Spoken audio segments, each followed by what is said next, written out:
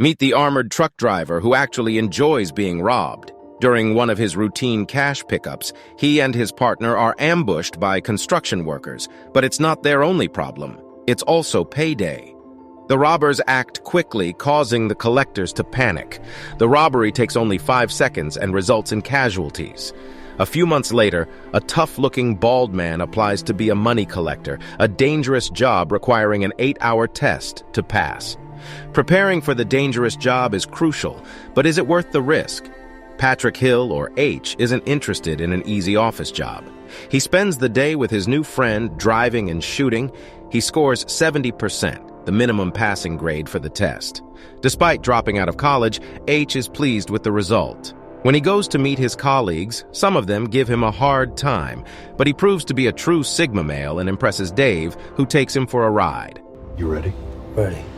On their first day, the team easily collects $2 million and decides to celebrate with beer and pool. While his colleagues enjoy themselves, H takes the time to learn about everyone in the company. At the pool bar, the guys choose who will fight H first. Sticky Pete is the likely candidate, feeling threatened by H, but H remains calm and even buys him a beer. On the second day of the job, the team delivers a package, but Bullet doesn't return. He has been taken hostage by robbers who demand a ransom of $2.5 million from the team's Alpha car. Dave wants to follow protocol and give in to their demands, but H has a better idea. They intentionally drive straight into the robber's car and throw the money inside, but H pretends to drop a bag accidentally. They're serious! Leave this to me. Post Malone is revealed to be the leader of the robbers. One of the robbers tries to teach H how to throw a bag into the trunk, but H uses his aimbot to take him out and defeat the enemies. Post Malone escapes while Dave finally joins the pursuit. Despite the chase, H is faster than Post Malone, making it seem like a nightmare for Post Malone. The managers at the office are amazed at how H took down 6 guys without getting injured. Investigators show H footage of an earlier robbery and ask him if he sees any connection with the current case. H has a brief Vietnam flashback but doesn't reveal why. H's manager offers him a desk job, but H refuses, and the boss allows him to remain on the field.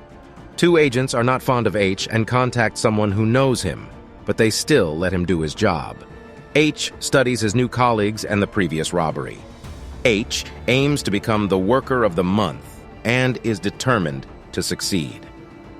He returns as a local hero to the Boy Scouts Club after a successful mission. 3 months later, the team is robbed again, and the robbers flee when H reveals his face.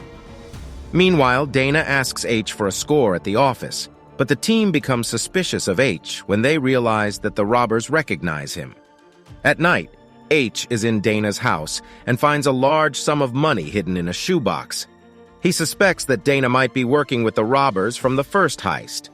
It turns out that Dana wasn't involved with the robbers, as she only found the $125 missing from her job and took it for herself.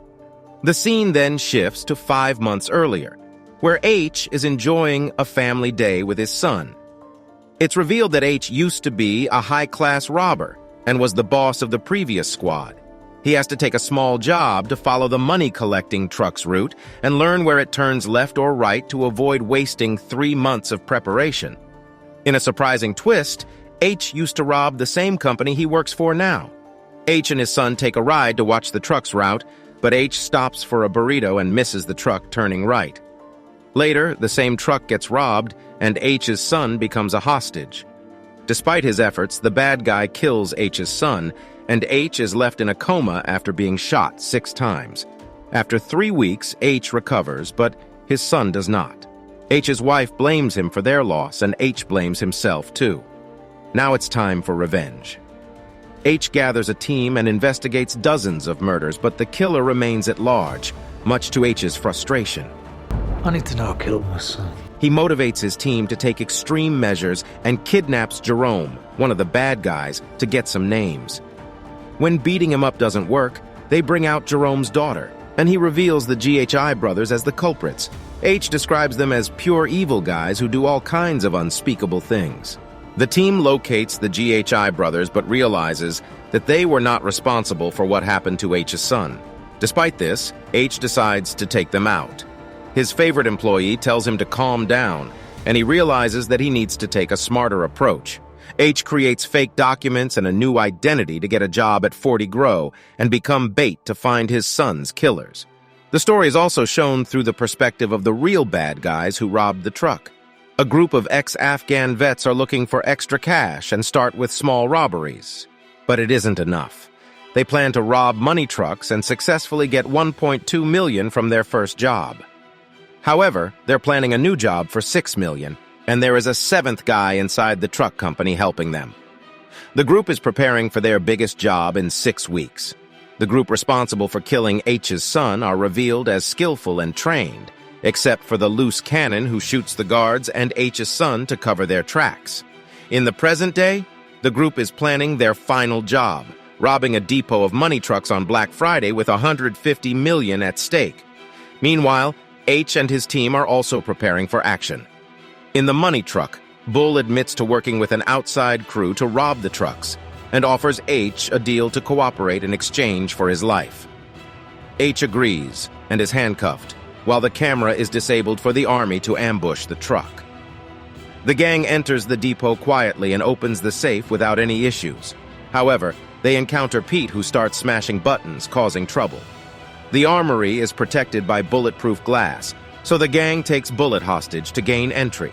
The Boy Scouts guarding the glass shoot the army boys, but their armor made of adamantium helps them survive. A firefight ensues and both sides take heavy casualties. The gang manages to blow the door to the armory and takes everyone inside.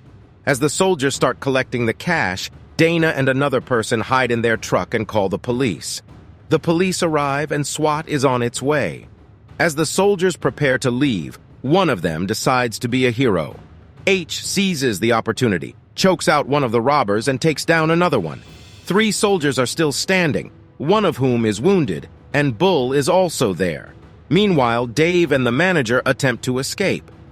Dave tries to act heroic, but he gets shot, and H comes to the rescue. Dana joins the fight, hoping to distract the army boys and give H time to recover. He manages to take out one of the bad guys, but not the one responsible for his son's death. Bull then betrays his team, shooting one of them and also Dana. Dave, who was previously shot, manages to stand up and kills one of the wounded army boys. H fights back against the army boys, but is ultimately shot by Bullet. Bullet deceives Dave by pretending to have killed all the bad guys, only to then shoot him as well. After the intense shootout, H is left motionless, once again confronting the man who killed his son. The gang proceeds to flee with the money, but the police are in pursuit. The gang uses remote-controlled gates to evade them and escape to the basement, but their leader is severely wounded. However, he still wants to take out Scarface, who manages to get to him first. Scarface and Bullet escape through an old unlisted tunnel, leaving us wondering which of them will betray the other. Scarface and his gang knew that the heist was risky, but if anyone survived, they were supposed to support each other's families. However, Jan, aka Scarface, was always suspected of being untrustworthy. In the end, he is the sole survivor of the heist and receives a reward of $100 million. He returns to his place to celebrate, but while counting the money, he finds H's phone ringing in one of the bags.